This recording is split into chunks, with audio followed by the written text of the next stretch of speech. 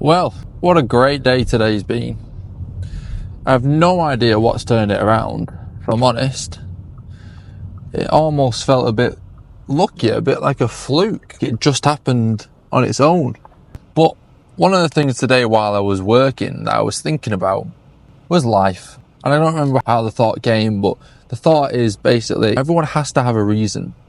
Everyone has to have a why for why they carry on, why they're living. And for me, you've got to have a strong foundation of why.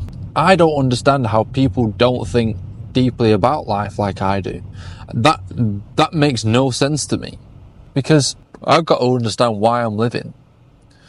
I've got to try and find the value in every day, in everything that I'm doing. Otherwise, I get this feeling of what's the point?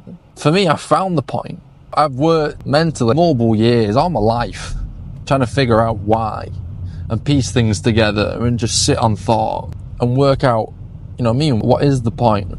I think there's two separate points. I think there's a point to your life, and I think there's a point to life.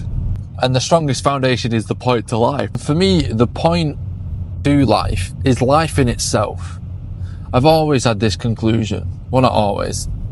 In the past couple of months, I guess, I've had this conclusion. Life is the purpose. Life is the point. That we actually exist is the valuable thing. It's our existence, our consciousness, our just being alive is so valuable and is so special that is the point to life. And the way I work that out is you look at the opposite. I always look at the opposite and I say, what's the opposite? And it's death. And death's nothing special. Just nothing. There isn't life. There isn't consciousness. And I look at that and I think it has nothing to it. It is literally the lowest form of value, being no existence, because it's nothing. It's literally the lowest form of value of the being no life. So I look at it and say life is the most valuable thing, because the opposite is the least valuable thing.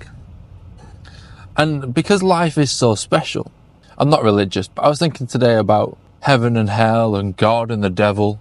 And I thought the devil is as valuable as God, because it's the opposite of God, because it's bad. And God, we think of God as good, as the best, as the highest form of good. And the devil is the lowest form of bad. The highest form of bad, sorry. And I think of religions and how they sort of don't value the devil and they don't value hell. But the whole reason heaven and God gets its value is due to the devil. If you didn't have the devil, you've got nothing to compare it to. You've not got an opposite. And I don't necessarily know if heaven or God, let's say it exists, if it would exist on its own and you would feel all that without the devil. I don't know about that. But one thing I do know is in this hypothetical situation, let's say that they do exist. Let's not get into that detail.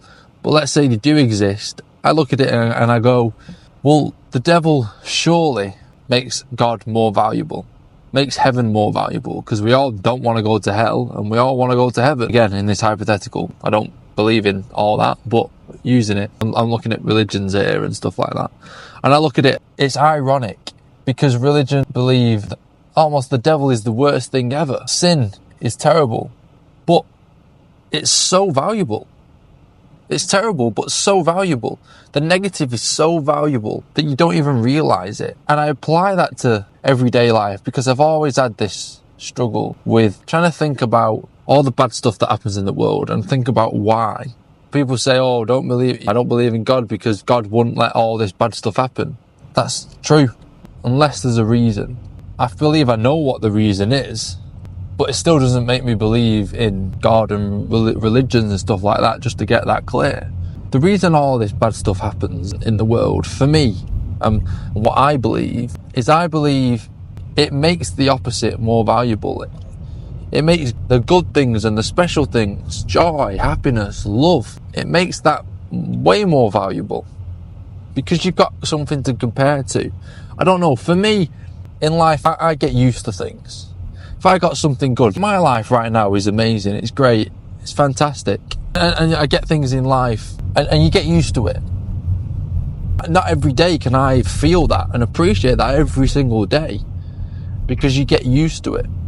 And that's why I don't believe in stuff like religions, because the premise of heaven and hell doesn't work for me. Like heaven, there's this land of peace and joy and love, but it's like that, it's just perfection.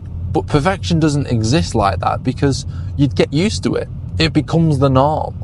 And that's why you need the opposite. That's why you need the bad things to happen. And you need the bad things to happen because we should be connecting with each other over the bad things and sharing our experiences over the bad things. And it creates love. And it's awful to say that these things happen. The only way I can figure out a meaning to them is they have to be valuable. There has to be some form of value. They can't not be value on it. And this is the value I place on it. The value is that they increase the positive. Today I was really feeling it and thinking about the value the opposite actually does really give you. And thinking about how it really has just helped me. And I was fantasizing about changing the world, because when I was a bit younger, one thing that I asked myself is I wanted to find my purpose. And I simply just asked myself what my purpose was.